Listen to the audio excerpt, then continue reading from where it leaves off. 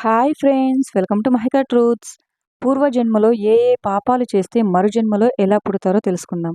ఈ లోకంలో ఏది కారణం లేనిదే జరగదు. ప్రతి దానికి ఒక కారణం ఉంటుంది. మానవుడు ఇప్పుడు అనుభవిస్తున్న బాధలకు, కర్మకు పూర్వకర్మయే కారణం. ఎందుకంటే ఈ లోకంలో ప్రతి జీవి జన్మించడానికి కారణం. ఆ జీవి అంతకుముందు చేసిన కర్మఫలాలే చెడు కర్మకి ఫలితం పాపం. పాపానికి దుఃఖం, మంచి కర్మకి ఫలితం పుణ్యం. పుణ్యానికి సుఖం అనుభవించాలి.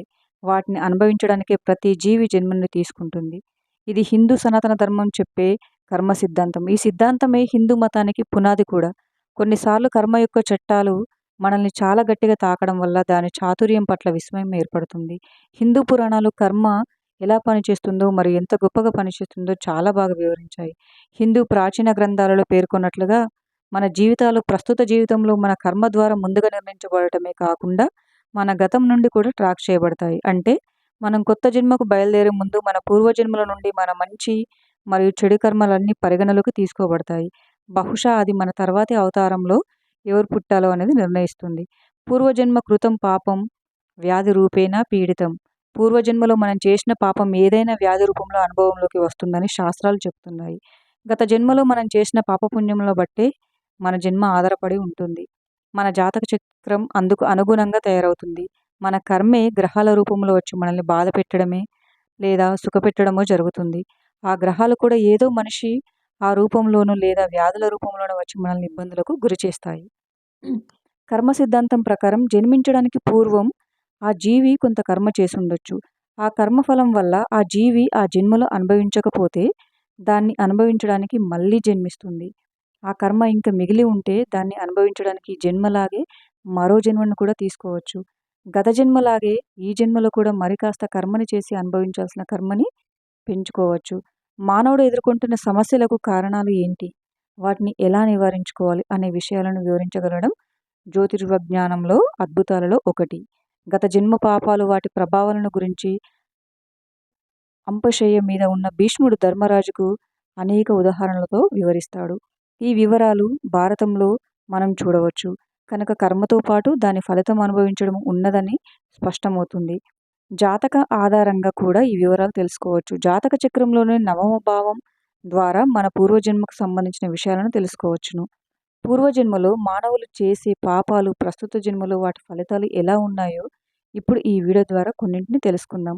గత జన్మలో ఒక అమ్మాయి అసూయతో తన తోటి అమ్మాయిల పెళ్లి సంబంధాలు చెడగొట్టేది. ఈ విషయం ఆ అమ్మాయి జాతకంలో క్లియర్గా కనిపిస్తుంది.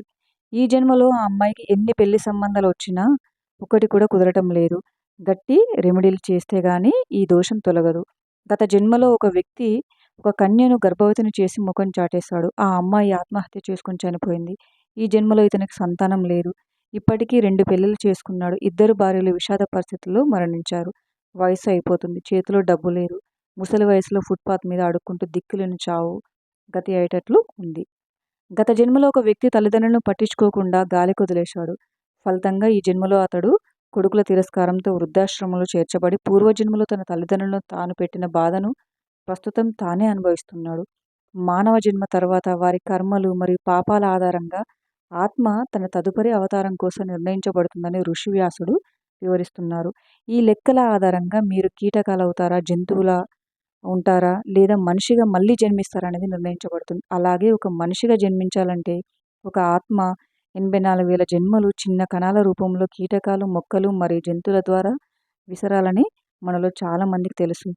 దోపిడీ, మోసం, ఫోర్జరీ నుండి అవిశ్వాసం, హత్య మరియు ఒకరిని బాధ పెట్టడం మరియు మరెన్నో ఆత్మ యొక్క విధి ఈ పాపాలపై ఆధారపడి ఉంటుందని ఋషి వ్యాస వివరించాడు. ఏ జన్మలో ఏ పాపం ఫలితాలు వస్తాయో ఇప్పుడు తెలుసుకుందాం. కుటుంబంలోని పెద్దలను లేదా బయట ప్రపంచంలోని పెద్దలను అగౌరవపరచడం, వారిని ఇబ్బంది పెట్టడం మరియు సమాజం ముందు వారిని నిలదీస్తే కాకిగా పుట్టి ఈ జన్మలో కనీసం 10 సంవత్సరాలు జీవించవలసి ఉంటుంది. ఎవరైనా స్త్రీతో బలవంతంగా సంబంధాన్ని ఏర్పరచుకునేవారు నరకంలో భయంకరమైన పరిణామాలకు గురవుతారు. తర్వాత జన్మలో తోడేలుగా పుడతారు. తర్వాత జన్మలో నక్కగా, రాబందుగా, పాముగా, చివరకు కొంగగా పుడతారు. పురాణాలలో బంగారం దొంగిలించడం క్షమించరాని పాపంగా పరిగణించబడుతుంది. ఈ పాపం చేసిన వ్యక్తి వచ్చే జన్మలో దాని పర్యవసానాన్ని భరించవలసి ఉంటుంది. ఈ వ్యక్తి అతడు లేదా ఆమె తదుపరి జన్మలో కీటకంగా పుడతాడని ఋషివ్యాసుడు వివరించాడు. మరియు వెండిని దొంగలించేవాడు పావురంగా పుడతాడంట. ఒకరి ప్రాణాలను తీయడం, వారిని హత్య చేయడం అత్యున్నత శిక్షగా పరిగణించబడుతుంది. ఈ వ్యక్తి వారి తదుపరి జన్మలో గాడిదగా పుడతాడని ఋష్యాసుడు వివరించారు. అంతటా తన యజమాని యొక్క భారాన్ని భరించవలసి ఉంటుంది. పగలు మరియు రాత్రి అత్యధిక బరువులు మోస్తూ జీవించే జంతువు దొంగలించడం, బట్టలను లాక్కోవడం లేదా వారిలోని ఒకరి వస్త్రాలు విప్పడంల వంటి శిక్షలు భయంకరమైన శిక్షగా పరిగణించబడతాయి. అలాంటి వారు చిలుకగా పుడతారు. వారు జీవితాంతం పంజరంలో జీవించవలసి ఉంటుంది. ఇలా చెప్పుకుంటూ పోతే ఈ జన్మలో పూర్వజన్మ ప్రభావం ఎదుర్కొంటున్నారు కనిపిస్తారు. వీరందరూ సరైన రెమెడీలు పాటిస్తే ఈ సమస్యలు ఆగిపోతాయి. అయితే సరైన సమయంలోనే ఆ రెమెడీలు పాటించవలసి ఉంటుంది. గురు చరిత్రలో ఒక కథ ఉంది. గురుదత్త అవతారమైన నరసింహ సరస్సుతో ఒకరోజు బ్రాహ్మణులు మాట్లాడుతూ, మాకు 4 వేదాలు తెలుసు, మాతో వాగ్వాదానికి దిగలేకపోతే అందరూ మాతో పోటీపడి ఓడిపోయి మేము పండితులం అని మాకు తామరపత్రం ఇచ్చినట్టు నువ్వు కూడా నాకు అట్లా ఇవ్వు అని అంటారు. నరసింహ సరస్వతి మాట్లాడుతూ, అనవసరంగా ఇలాంటి ఈ గోల జోలికి వెళ్ళకండి, ఇక్కడ నుంచి వెళ్ళిపోండి అని హితవు చెప్తాడు. వాళ్ళు వినరు. ఇంకా చేసేదేమి లేక ఆ దారిన వెళ్తున్న ఒక హరిజనుడిని పిలిచి ఇక్కడికి వచ్చి నిల్చోమని చెప్తాడు. శ్రీగురు తన శిష్యుడికి ఒక చిన్న కర్ర ఇచ్చి 7 గీతలు గీయమని చెప్తాడు. గీసిన తర్వాత ఆ హరిజనుణ్ణి ఆ 7 గీతలు దాటమని చెప్తాడు. మొదటి గీత దాటాక హరిజనుణ్ణి నువ్వు ఎవరు అని శ్రీగురు అడుగుతాడు. అతను అంటాడు, నేను కిరాతకుడిని అని. రెండో గీత దాటాక హరిజనుడికి ఇంకా విద్వత్తు పెరిగింది. మూడో గీత దాటాక నువ్వెవరు అని శ్రీగురు అడుగుతాడు. నేను గంగాసుతుడిని అని అంటాడు. 4వ గీత దాటాక నేను శూద్రుడిని అంటాడు. 5వ గీత దాటాక నేను సొందత్త వైశ్యుడిని అంటాడు. 6వ గీత దాటాక నేను గోదావరి అనే క్షత్రియుడిని అని అంటాడు. 7వ గీత దాటాక నేను బ్రాహ్మణుడిని, నా పేరు అధ్యాపకుడు అని అంటాడు. ఇదంతా చూసిన ఆ బ్రాహ్మణులు వచ్చి శ్రీగురు కాళ్ళ మీద పడతారు. హరిజనుడికి తన 7 జన్మలను శ్రీగురు గుర్తు చేస్తాడు. తాను కిందటి జన్మలో తల్లిదండ్రులను వదిలేశాడు, అందుకే ఈ జన్మలో ఇలా ఉన్నాడు అని అతనికి చెప్తాడు. ఈ కథ ఎంత నిజమో ఈరోజు మనం పడుతున్న ఇబ్బందులు అన్నీ కూడా సంచిత కర్మ వలన కలిగేవే. ఎవరో గొప్ప గురువులు ఉంటేనే ఆ సంచిత కర్మ ఏంటి అని చెప్పగలరు తప్పించి మన అంతట మనం తెలుసుకోలేము. తెలుసుకున్నా కూడా దాన్ని మనం తొలగించుకోలేము. అది అనుభవించి తీరాలి. అందుకే ఈ మృత్యులోకంలో మనిషిగా పుడతాడు. పూర్వజన్మ కర్మలు తెలుసుకున్నా కూడా పెద్దగా ఉపయోగం లేదు. ఎందుకంటే అనుభవించడం తప్ప మనము ఆ కర్మ భారాన్ని తొలగించుకోలేము అని నిర్ణయించాకే భగవంతుడు ఒక జన్మనిస్తాడు. గత జన్మ పాపాలకు ప్రస్తుతం పూజలెందుకు అని ప్రశ్న వేసుకుంటే, పూర్వజన్మలో చేసిన పాప ప్రక్షాళనకు ఈ జన్మలో ఆ సర్వేశ్వరునికి త్రికరణ శుద్ధితో పూజలు చేయాల్సి ఉంటుంది. అయితే కొందరు మాత్రం పూర్వజన్మలో చేసిన పాపాలకు ఇప్పుడు పూజలు చేయటం ఏమిటని అనుకుంటారు. అయితే పాప ప్రక్షాళనకు భగవంతునికి చేసే పూజలు, వ్రతాలు వంటివన్నీ వ్యాధి వస్తే మాత్ర వేసుకోవడం లాంటివి. తలనొప్పి దాని పని అది చేస్తూ ఉంటే మాత్ర దానికి సమాంతరంగా తన పని అది చేసుకుంటూ పోతుంది. చివరికి ఒక దశలో దాని ప్రభావం ఎక్కువై తలనొప్పి తగ్గిపోతుంది. అదే మాదిరిగా గత జన్మలో చేసిన పాపాల ప్రభావం వాటికి విరుగుడుగా చేసే పూజలు, వ్రతాలు, శాంతులు సమాంతరంగా సాగుతూ ఉంటాయి. ఎప్పుడైతే ఆ భగవంతుని ప్రభావం ఎక్కువ అవుతుందో ఆ గత జన్మలో చేసిన పాపాలు పటాపంచలవుతాయి, దోషాలు కూడా తొలగిపోతాయి. అందుకే ఇది సరిగ్గా పనిచేస్తుంది. సాధారణంగా మన జీవితంలో చాలా చెడు విషయాలు జరుగుతూ ఉంటాయి. మనిషి మనసు పాత సంగతులను మర్చిపోలేకపోతే కొత్త జీవితాన్ని ప్రారంభించడం అసాధ్యం. ఈ కారణంగా మనకు ఆ పూర్వజన్మలోని విషయాలు గుర్తుండవు.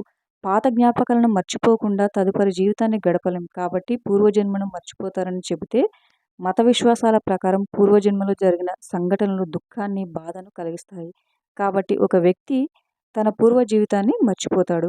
అతను మునుపటి జీవితంలోకి సంఘటనలను గుర్తుంచుకుంటే ప్రస్తుత జీవితంలో కూడా భయపడుతూ జీవిస్తాడు. అందువల్లే మనకు గత జన్మ తాలూకు జ్ఞాపకాలు అనేటివి గుర్తుండవు.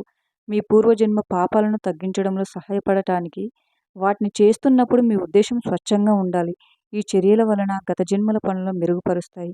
గీత, రామాయణం, సుందరకాండనే మొదలైన ఏదైనా పారాయణాన్ని కొంతకాలం క్రమం తప్పకుండా చేయండి. దీనితో మీ మనసు శుద్ధి అవుతుంది మరియు మీ పూర్వజన్మ పాపాలు నశిస్తాయి. అలాగే మీ ప్రస్తుత జీవితం సంతోషంగా ఉంటుంది. తెలిసి చేసినా తెలియక చేసిన పాపాల నుండి విముక్తి కావాలంటే స్వరం లేని వారికి సేవ చేయండి. ఆవు, కుక్క, పక్షి, చీమ, చేప మొదలైన వాటికి క్రమం తప్పకుండా ఆహారం ఇవ్వండి. నోరు లేని జీవాలకి ప్రతి అమావాస్య రోజున ఏదైనా దానం చేయాలని నియమం పెట్టుకోండి. అమావాస్య అనేది పూర్వీకులకు అంకితం చేయబడిన తేదీ. ఈ రోజున చేసే దానం పూర్వీకుల కోసం. దీంతో సకల పాపాలు నశించి పూర్వీకుల ఆశీస్సులు పొంది అప్పుల బాధలు తీరుతాయి. పితృదోషం యొక్క ప్రభావం తొలగించబడుతుంది. పీపుల్ మరియు మర్రి చెట్ల దైవంగా పరిగణించబడతాయి. వాటిని క్రమం తప్పకుండా పూజించాలి. వాటికి నీరు ఇవ్వాలి. వీలైతే మీ జీవితంలో పీపల్ లేదా మర్రి మొక్కను నాటండి. ఈ చెట్లకు సేవ చేయడం ద్వారా మీ తరాలు రక్షింపబడతాయి.